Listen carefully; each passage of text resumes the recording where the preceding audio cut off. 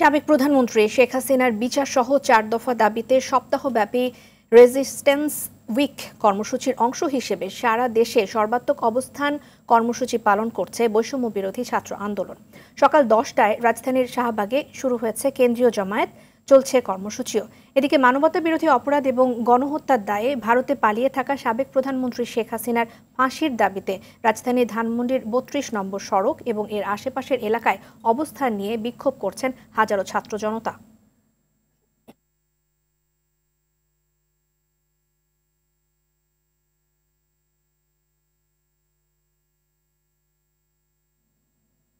দর্শক, রাজধানীর শাহবাগে আছেন সহকর্মী খান আলামিন, সরাসরি যোগ দিচ্ছেন তিনি। সেখানকার পরিস্থিতি জানবো আলামিনের কাছ থেকে।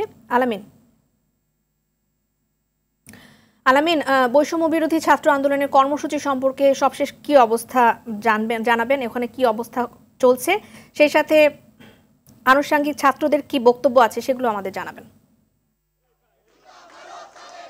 বৈষম্য বিরোধী ছাত্র আন্দোলনের একটি মিছিল, এরই মধ্যে আমরা দেখছি যে ঢাকা বিশ্ববিদ্যালয়ের যে টিএসসি মোড় অর্থাৎ রাজু স্মৃতি ভাস্কর্য, সেই ভাস্কর্যের সামনে এসে পৌঁছেছে। এর মধ্যে আমরা দেখছি শাহবাগ থেকে যে ব্যানারটি নিয়ে তারা এসেছে সেটি মূলত শান্তিনগরের একটি ব্যানার, যে বৈষম্য বিরোধী ছাত্র আন্দোলন শান্তিনগর শাখা থেকে এই মিছিলটি নিয়ে তারা এসেছে। আমরা শাহবাগ থেকে সকাল থেকে দেখেছি যে শাহবাগে বিভিন্ন জায়গা থেকে খণ্ড খণ্ড মিছিল নিয়ে শাহবাগে জড়ো হয়েছে শিক্ষার্থীদের সাথে ছাত্র জনতাও এখানে সংহতি জানিয়েছে এবং সেখানে বেশ কয়েকটি সংগঠনের পক্ষ থেকে ট্রাকে করে মানুষের সেখানে বক্তব্য রেখেছেন এবং তারা যেই কথাগুলো বলেছেন যে শেখ হাসিনা যে হত্যাকাণ্ড চালিয়েছে, জুলাই হত্যাকাণ্ড এবং আগস্টের 5 তারিখ পর্যন্ত বাংলাদেশে ছাত্র জনতার উপর যে হত্যাকাণ্ড চালিয়েছে, সেই হত্যাকাণ্ডের তদন্ত করে